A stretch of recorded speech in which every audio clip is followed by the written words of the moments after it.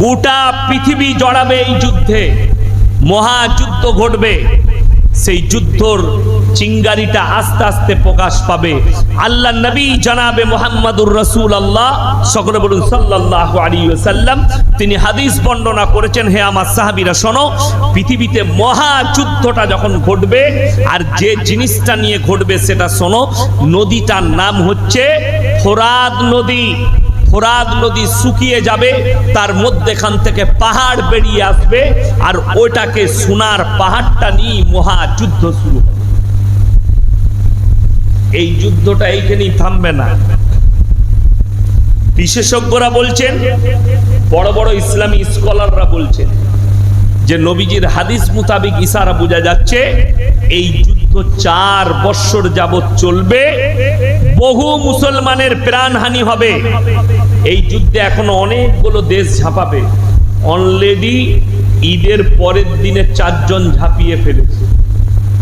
1 নম্বর Iran 200টা drone হামলা করেছে এবং বলেছে হাম তৈয়ার, युद्ध के लिए हमारा डिफेंस सिस्टम तैयार है। ইসরায়েলকে হুমকি দিয়ে 200টা ড্রোন হামলা করেছে, ইয়েমেন হামলা করেছে, লেবানন হামলা করেছে, আর গাজা থেকে হামলা হয়েছে। 4 জন একসাথে হামলা হেলেছে ইসরায়েলের ওপরে। চিঙ্গারি ছড়িয়ে গেল মিডল ইস্টের ওপরে। ইরান যুদ্ধে ঝাঁপানো মানে সেই দিনই পক্ষ নিয়ে দাঁড়িয়ে গেছে। ইরানের পক্ষে Russia Vladimir Putin, Xi Jinping, চীন সরকার ইরানের পাশে দাঁড়িয়েছে। বিশেষজ্ঞরা বলছে মহাযুদ্ধ শুরু হতে চলেছে খুব তাড়াতাড়ি। আল্লাহর নবীর হাদিস আপনারা হয়তো অনেকে জানেন না, খোরাসান থেকে যে দলটা বের হবে তাদের কাছে শুধু যুদ্ধ করার অস্ত্রই নয়, পৃথিবীর সব থেকে দামি ভান্ডারটা তাদের কাছে আল্লাহ দান করবেন। জোরে বলুন সুবহানাল্লাহ। তার ভান্ডারের ইশারাটাও পৃথিবীর বিশেষজ্ঞরা পেয়ে গেছে। সব থেকে দামি ভান্ডার, সব থেকে দামি যে ভান্ডারটা হোয়াইট গোল্ড, সেটা আফগানিস্তানের গোটা মাটির নিচে বিছানো আছে। জোরে বলুন সুবহানাল্লাহ। আরবকে কি সম্পদশীল দেখছেন, কুয়েতকে কি দেখছেন? এখন বর্তমানে কুয়েতের টাকার দাম বেশি। বিশ্বে এমন একটা সময় আসবে পৃথিবীর সব থেকে শ্রেষ্ঠ ধনী দেশ হবে আফগানিস্তান। সেই সম্পদ তাদের মাটির নিচে আছে, তাদের মাটির নিচে ভরা আছে। পৃথিবী খুঁজে পেয়েছে। সেটা কি? বর্তমানে দেখবেন এখন ব্যাটারির গাড়ি বেরোচ্ছে না, বেরোয়নি? ইলেকট্রিক কার, যেটাতে ব্যাটারি দিয়ে আছে, অটোমেটিক চার্জ হবে। ওই ব্যাটারির ভেতরে যে হোয়াইট মালটা দিয়ে আছে, কয়লার মতো গোটা আফগানিস্তানের মাটির নিচে, পাহাড়ের নিচে ওই মালটাই আছে, যেটা পৃথিবীতে কোনো দেশের কাছে নাই। আর ওটাই হবে বর্তমানে হিরে মতি সোনার থেকেও বেশি দামি। কেন? পেট্রোল ডিজেল বন্ধ হবে, ইলেকট্রিক কার পৃথিবীতে চালু হবে। পেট্রোল ডিজেল কেরোসিনের মতো বন্ধ হয়ে যাবে। এক যুগে আমরা হারিকেন ব্যবহার করেছি না, করিনি? মানুষ হারিকেন ব্যবহার করেছে, লণ্ঠন ব্যবহার করেছে, তাতে প্রয়োজন পড়তো কিসের? কেরোসিন তেলের। আজকে আর কেরোসিন তেল প্রয়োজন আছে? নাই। কোথায় ইউজ হচ্ছে? কোথায়? পাম্পে, জেনারেটরে, বিভিন্ন কারখানায়, গ্যারেজে, এই জায়গায় ইউজ হচ্ছে। আমভাবে ইউজ শেষ হয়ে গেছে ইলেকট্রিক আসার পরে আমভাবে। ওই রকমই ওই রেডিয়েশন যখন চলে আসবে পৃথিবীর বুকে, আর কোনো কিছুর ইউজ হবে না, শুধুমাত্র ব্যাটারির গাড়ি, ইলেকট্রিক কার ইউজ হবে। আর আফগানিস্তান হতে চলেছে পৃথিবীর সব থেকে সম্পদশীল। নবীজি সাল্লাল্লাহু আলাইহি সাল্লাম বলেছেন, খোরাসান থেকে এমন একটা দল বের হবে, তারাই হবে পৃথিবীর মহাযোদ্ধা। তাদের কাছেই সব থেকে দামি অস্ত্র থাকবে, আর তারা যখন যুদ্ধ করতে শুরু করবে পৃথিবীর আর একটাও শক্তি তাদের সামনে দাঁড়াবে না। তারাই গিয়ে ঝান্ডাটা গাড়বে আল আকসায়। জোরে বলুন সুবহানাল্লাহ। আজকে ভেবে দেখুন, অনেকজন মনে মনে করছেন আল্লাহ কি দেখতে পাইনি? 35,000 শিশু মারা গেছে শুধুমাত্র এই যুদ্ধেতে। 35,000 শিশু। ঈদের আগে আমরা কাপড় কিনতে বেরিয়েছি না বেরোইনি? মেয়ের কাপড় লাগবে, স্ত্রীর কাপড় লাগবে, সন্তানের কাপড়। কোথায় ভালো হবে? কেউ গেছে মেচেদা, কেউ গেছে খড়গপুর, কেউ গেছে মেদিনীপুর, কেউ গেছে হলদিয়া, কেউ গেছে তমলুক। আমার বাড়ির জন্য ভালো পোশাক লাগবে। হাইরে দুনিয়ার মুসলমান, গোটা পৃথিবী ঈদের পোশাক কিনতে ব্যস্ত, আর গাজা ফিলিস্তিনের নিরীহ মুসলমান তারা কাফন খুঁজে বেড়াচ্ছে। এক টুকরো কাফন পেলে আমার বাচ্চাটাকে লেপটিয়ে আমি দাফন করি। তারা নতুন কাপড় নয়, তারা কাফন খুঁজে বেরিয়েছে। পানি নেই, পানি খাবে, ড্রেনের পানিগুলো তারা পান করছে।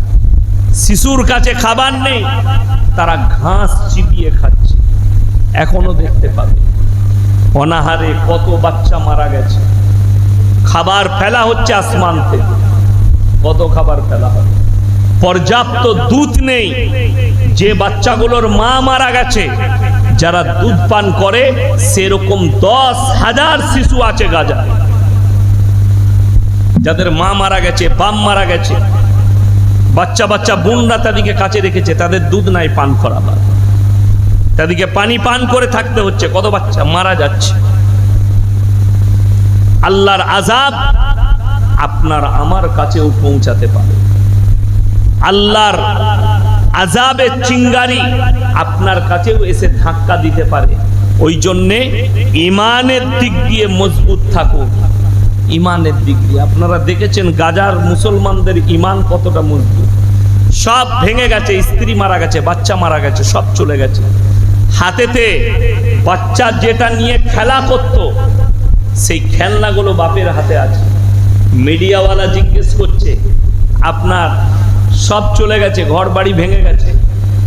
সে বলছে আলহামদুলিল্লাহ, কোনো ব্যাপার নেই, আল্লাহই আল্লাহ। আল্লাহ এই হাদতটাই আল্লাহ রেখেছে, এটাই খুব ভালো। এই যে শুকর আদায় করা, এই যে সবর করা, এই সবরের ফল আল্লাহ ইনশাআল্লাহ দিবেন। লিওনেল মেসি বলে একটা ফুটবল প্লেয়ার আছে, আমাদের দেখবেন ফুটবল বিশ্বকাপ হলে পাড়ায় পাড়ায় ঝান্ডা টাঙায় ছেলেরা, টাঙাই না? কেউ ব্রাজিলের টাঙিয়েছে, কেউ মেসির টাঙিয়েছে, কেউ আর্জেন্টিনার, কেউ ব্রাজিলের, কেউ কোপা আমেরিকার। যে যার ভক্ত ঝান্ডা টাঙিয়েছে। আপনার জানা আছে তুমি ঝান্ডা টাঙিয়েছো কার? বেঈমান আর কাফের। এইবারে বিশ্বকাপে যে যারা মেসির ভক্ত তারা শোনো, মেসি তোমার মুখে পিশাব করে। তারা খেলার সময় প্রমোট করেছে নিজের শরীরের দাজ্জালের টাট্টু এঁকে, মানে প্রচার করেছে দাজ্জাল আমাদের রাখবালা আসছে। নেইমার বলে একটা প্লেয়ার আছে, নিজের শরীরে দাজ্জালের ছবি এঁকে প্রমোট করেছে। যতগুলো ইহুদি নাসারা প্লেয়ার ছিল তারা সবাই প্রমোট করেছে দাজ্জালের। আর আলহামদুলিল্লাহ কাতার প্রমোট করেছে কোরআনের আর আল্লাহর রাসূল সাল্লাল্লাহু আলাইহি সাল্লামের আখলাকের। জোরে বলুন সুবহানাল্লাহ। তাদের আখলাক থেকে গেছে। কাতার এটাও প্রমাণ করে দিয়েছে, যদি মুসলমান চায় হালাল পথেও খেলাধুলা করা যায়। আপনারা অনেকে বলেন সমাজের সাথে মিশতে হবে, তাই এটা করছি। তার থেকে বড় নির্মদ আর হারামখোর পৃথিবীতে কেউ নাই। আপনারা জানেন কত লস করেছে খেলাতে? কুয়েত কয়েক হাজার কোটি টাকা লস করেছে। কেন?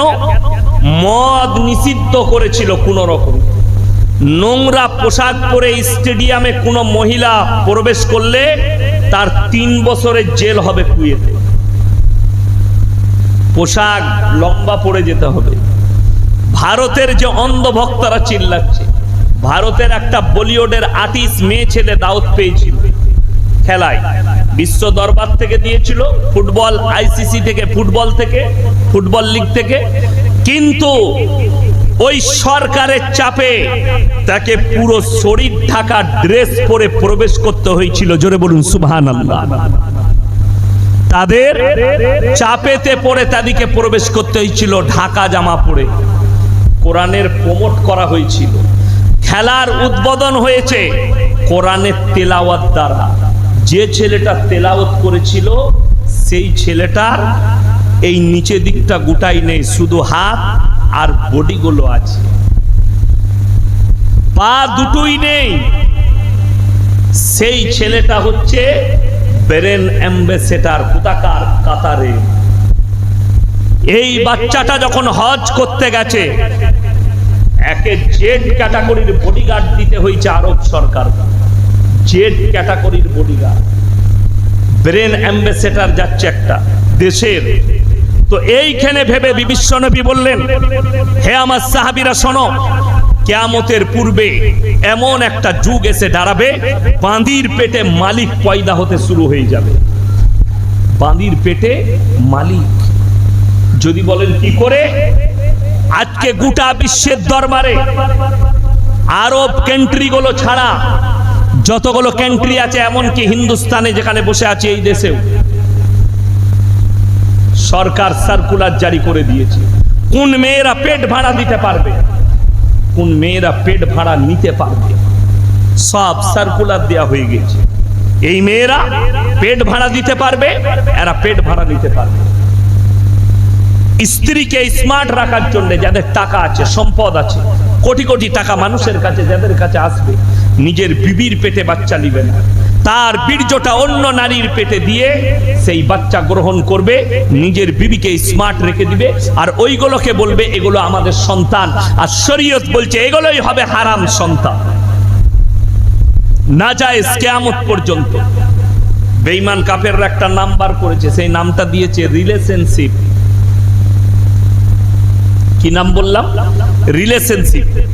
মানে আপনার এই মেয়েটা ভালো লাগলো, তার সঙ্গে সম্পর্ক হলো, সে আপনার কাছে থাকছে, একই ঘরে থাকছে, কোনো ব্যাপার না। কষ্টটা কি জানেন? আমার যুবকরা যারা আছেন তারা ভালো করে শুনবে, যে যুবতীদের কানে আওয়াজ পৌঁছাচ্ছে তারা ভালো করে শুনবে। আল্লাহ নবী সাল্লাল্লাহু আলাইহি সাল্লামের হাদিস, আপনি যার সঙ্গে গহরা মহব্বত করবেন, আল্লাহ তার সঙ্গে আপনার কিয়ামতটা করবেন।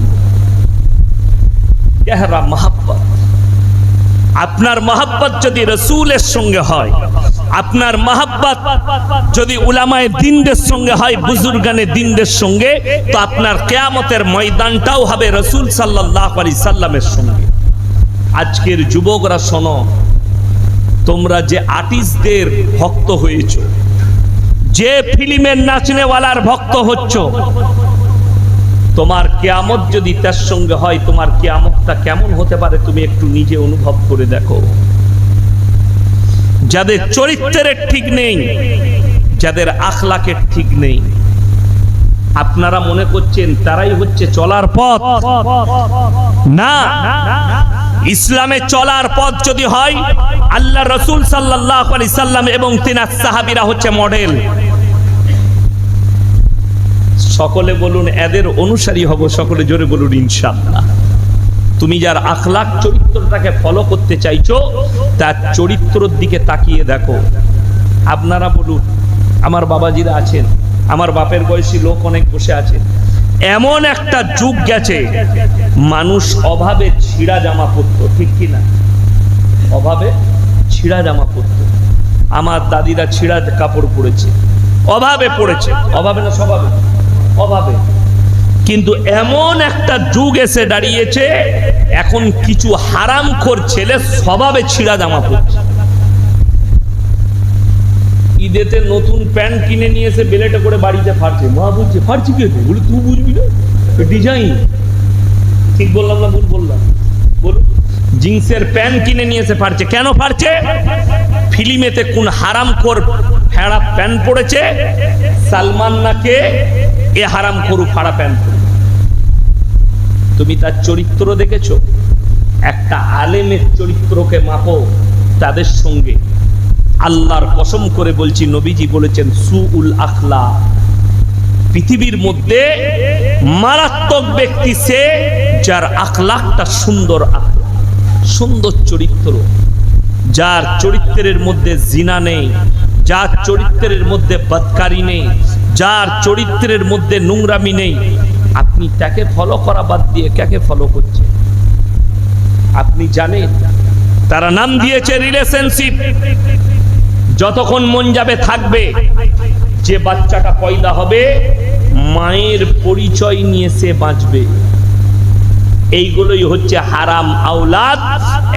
আর বুঝতে চান একবার তাকিয়ে দেখুন ফিলিস্তিন আর গাজার শিশুদের দিকে, ফিলিস্তিন আর গাজার মজলুম মুসলিমের দিকে তাকিয়ে দেখুন। গোটা বিশ্বে নীরব হয়ে বসে আছে। আজকে মুসলমান নাকাম। 250 কোটি পৃথিবীতে মুসলমান আছে, 250 কোটি বর্তমানে। তার মধ্যে 48টা মুসলিম রাষ্ট্র আছে। আর গোটা পৃথিবীতে সমীক্ষা বলছে 90 লাখ মাত্র ইহুদি আছে গোটা পৃথিবী জুড়ে। তার মধ্যে 60 লাখ ইহুদি ওই জায়গায় আছে ইসরায়েলে। বাকি পৃথিবীতে ছড়িয়ে আরো 30 লাখ আছে। অথচ এই 48টা মুসলিম রাষ্ট্র খামোশ অবস্থায় বসে আছে। আজকে যদি আমি আপনাদেরকে বলে যাই না, আপনি আমল করতে পারবেন না। চাইলেও আমল আপনি করতে পারবেন না। সহজ নয়, কঠিন। কেন? বেঈমান আপনার ভেতরে ঢুকে গেছে। ইহুদিরা আপনার মাথায় চেপে বসে গেছে, যেটা থেকে আপনি নামাতে পারবেন না। যদি বলেন বলুন, পৃথিবীর শ্রেষ্ঠ মুফতি তাকি উসমানী সাহেব পাকিস্তানি, তিনি যে সে লোকের ছেলে নয়, মুফতি শফি সাহেব রহমতুল্লাহ আলাইহির ছেলে, যিনি মারিফুল কোরআন লিখেছেন, ওনার ছেলে। তিনি বলছেন, ভাই मैं इतना दिन खामोश था, लेकिन अब मैं फतवा देने के लायक हो चुका। किस बारे में? कि पूरे दुनिया के मुसलमान इजराइल का जो खाना है, जो कपड़ा है, इजराइल का जो प्रोडक्ट है, ये हराम है। এতদিন পরে তিনি ফতোয়া দিয়েছেন, অনেক গবেষণা করার পর, অনেক। আর হযরত আজকে ফতোয়া দিয়েছে। আমি 1 বছর 2 বছর আগে মুর্শিদাবাদের মাটিতে জঙ্গিপুরে আমি 1 গুচ্ছ বিস্কুট চকলেট নিয়ে স্টেজে বয়ান করেছি। 1 গুচ্ছ, একটা দুটো নয়, 15 থেকে 20টা মিনিমাম 500 টাকার চকলেট বিস্কুট কিনেছিলাম আমি। সেগুলো স্টেজে নিয়ে বসে একটা একটা করে প্রমাণ করিয়েছি যে মুসলমানদের ইমানগুলোকে কিভাবে বেঈমান কাফেররা ধ্বংস করছে। একটা একটা থামস আপ মুসলমান খাচ্ছে। আপনি যদি 1 বোতল থামস আপ কিনে যদি 100 টাকা দাম নেয়, সেইখান থেকে 40 টাকা চলে যাবে ইসরায়েলের পকেটে। কত বললাম? 40। ভারতে 40 কোটি মুসলমান আছে। তারা যদি প্রত্যেক দিন বাড়িতে 1 লিটার করে নিয়ে আসে, হিসেব করে দেখুন, প্রত্যেক দিন 160 কোটি টাকা তাদের পকেটে ঢুকে যাবে। আর ওই টাকাটা আপনার বিরুদ্ধেই ষড়যন্ত্র করে। কোরআনে আছে স্পষ্ট ভাবে। আমি কেন খুলে বলছি? ইহুদিদের জন্য, নাসারাদের জন্য কোরআনে স্পষ্ট করা আছে তারা প্রকাশ্যে মুসলমানের দুশমন। ইসলাম একদম স্পষ্ট করেছেন আল্লাহ তাআলা, তাদের সঙ্গে নো কম্প্রোমাইজ। ইহুদিদের সঙ্গে কোনো কম্প্রোমাইজ করা যাবে না। আর আপনাকে এটাও বলে রাখছি, 1 কোটি ইহুদিদের মধ্যে যদি আপনি 1 বছর দাওয়াত দিতে থাকেন, একজনও ইসলাম কবুল করবে না।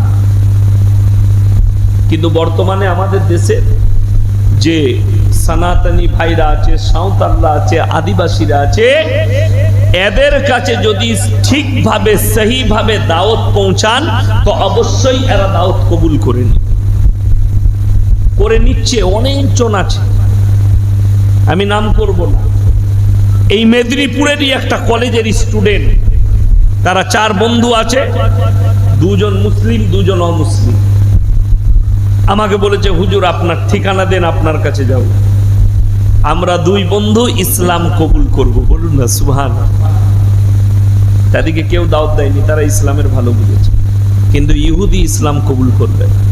কোরআনে আছে গায়রিল মাগযুবি আলাইহিম ওয়ালাদ দাল্লিন। মাগযুব মানে ইহুদি আর দাল্লিন মানে নাসারা। এইখানে তাফসীর কারক, ব্যাখ্যা বিশ্লেষণ কারকরা লিখেছেন এই দুটো দলই পদভ্রষ্ট। আল্লাহ এই দুজনকে পদভ্রষ্ট বললেন এবং এদের যারা অনুসারী হবে তারাও পদভ্রষ্ট, তারাও পদভ্রষ্ট। থামস আপ বর্জন করুন, কোকাকোলা বর্জন করুন, 7 আপ বর্জন করুন, মিরিন্ডা বর্জন করুন, 7 আপ বর্জন করুন, স্প্রাইট বর্জন করুন, চকলেট, ডেয়ারি মিল্ক, কিটকাট বর্জন করুন। আপনাদেরকে একটা সূত্র বলে যাই। আগে একটা সিস্টেম ছিল, আমুল সুপার মানে একটা চর্বি, আমুল সুপার মানে চর্বি। সেই আমুল সুপারটা চর্বি থেকেও তৈরি হয়, সেটার নাম লেখা থাকে অ্যানিমেল। আর একটা তৈরি হয়, সবুজ চিহ্ন থাকতো, সেটার নাম হচ্ছে ভেজিটেবল। গমের দুধ থেকে, চালের দুধ থেকে, ঘাসের দুধ থেকে একটা আমুল সুপার তৈরি হয়। এই দুই ধরনের হয়, একটা ভেজিটেবল আমুল সুপার, একটা আপনার রেড থাকে, সেটা হচ্ছে অ্যানিমেল। অ্যানিমালটা লেখা থাকে, অ্যানিমালটা কি লেখা থাকে না। অ্যানিমেল মানে জানোয়ার, অ্যানিমাল মানে কি জীব, প্রাণী। সেটা কুকুরও হতে পারে, শুয়োরও হতে পারে, বিড়ালও হতে পারে, গরু হতে পারে। কোম্পানির উচিত স্পষ্ট করা। চকলেটের উপরে যদি লিখে দেয় এটা শুয়োরের চর্বি মিশানো আছে, মুসলমান খাবে? খাবে না। যদি লেখা থাকে বিড়ালের চর্বি আছে, মুসলমান খাবে? খাবে না। গরুর চর্বি আছে, অমুসলিম ভাইরা খাবে না? আমরা খাবো? স্পষ্ট করা নেই মানে আপনার ঈমানকে কোথাও ধ্বংস করা হচ্ছে। তাদের তো চক্রটা, তাদের মেহনতটাই এটা যে ইসলামকে শেষ করা। আপনারা হয়তো জানেন না, ইহুদিদের মিশন হচ্ছে ইসলামকে পৃথিবী থেকে মিটানো। দাজ্জালের প্রমোট শুরু হয়ে গেছে। দাজ্জালের জন্য ইসরায়েলে বড় গেট তৈরি হয়ে গেছে, তাকে আমন্ত্রণ জানানোর জন্য। দাজ্জাল যে আসবে, তাদের সৈন্য হবে, তাদের রাজা হবে, তার জন্য গেট তৈরি করে ফেলেছে। আর দাজ্জালের জন্য বলাই আছে হাদিসে কোরআনে যে সে কাফির এবং আল্লাহর 1 নম্বর দুশমন। এক চোখ দাজ্জাল